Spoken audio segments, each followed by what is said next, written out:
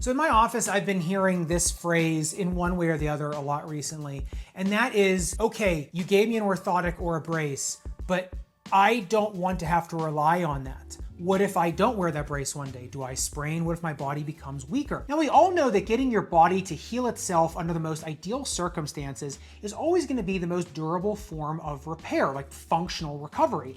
And that goes for anything like plantar fasciitis, tendonitis, ankle sprains, knee pain, lower back pain, hip pain, whatever. But yet, at the same time, we go around and we, slap orthotics in people's shoes and just hope that, or braces, and hope that these devices just will be a cure-all externally, giving no thought to how do we get the body to repair itself because something was going wrong in the body beforehand that led to this.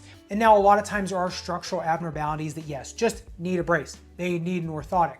But for the most part, there is something that you can do functionally to your own body for, like the thumbnail said, like $15 that can solve things that an orthotic or brace just could never even come close to solving.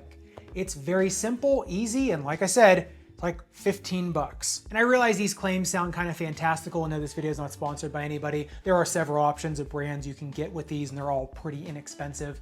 But when you start to see what this device does, you'll start to realize kind of why it can solve or at least help solve so many different issues.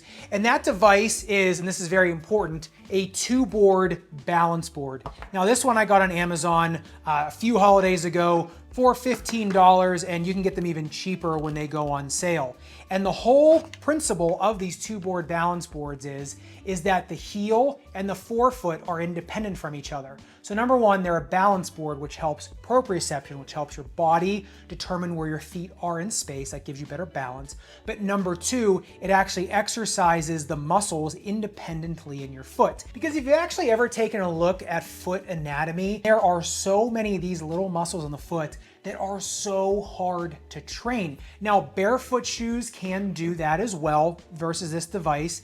The problem with a barefoot shoe is that if you have a foot deformity, they can oftentimes accentuate that deformity because there's something correcting, right? Whereas these devices, you can actually, by where you put this Velcro strong on here, by where you put these little wooden blocks, by where you Velcro them in, you can then isolate different muscle groups. So in my opinion, these are so much more effective than barefoot shoes because whereas a barefoot shoe can actually make some of these issues worse in certain people, these can actually isolate the problem areas. Now, in terms of ankle sprainers, when training with balance boards, proprioceptive exercises, intrinsic and extrinsic muscle training of the foot, it has been shown that if you're an ankle sprainer, you can reduce your risk of ankle spraining by 35%. Now, the problem with these studies that have been done on ankle sprainers is, number one, they always test people that have already had an ankle sprain. So there's not a lot of good data of, hey, I've never had an ankle sprain, will this help reduce my risk? But you can infer that if people that have bad ligaments can reduce their risk, so can you.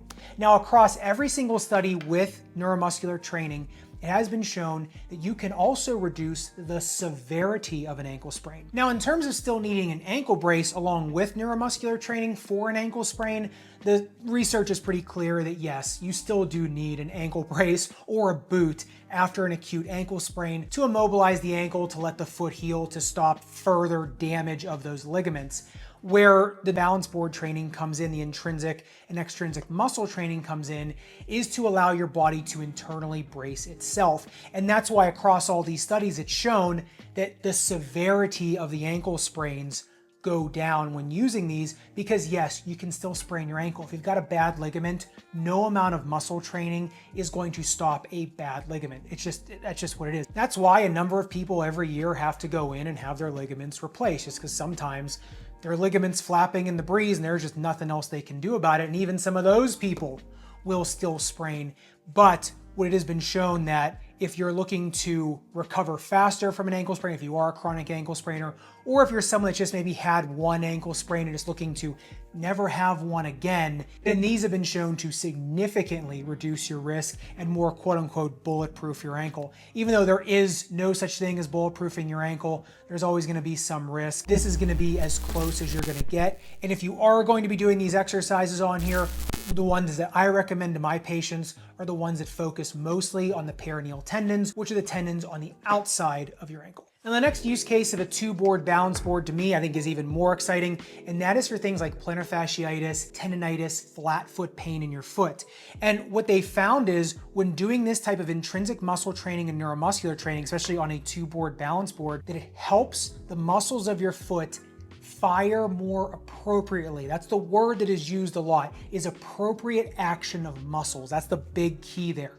And that's that because you can train these muscles individually more with the two board technique based on where you're putting the blocks, you can now isolate muscles that are not firing appropriately during your gait cycle. And thus, when you do that, you then start to offload the muscles that are getting overworked. And what that will do is that will more make your foot go smoother through a gait cycle and stop overloading parts of your foot that were previously getting worked. So that's gonna do things like prevent more chronic repetitive injuries like peroneal tendonitis, posterior tibial tendonitis, shin splints. Now, plantar fasciitis is usually multifactorial. There's usually a few things going on when you get plantar fasciitis, but one of them a lot of times is overload, right? And you're walking weird and you're starting to get abnormal pressure. That plantar fascia is getting taut and it's just trying to stabilize the foot.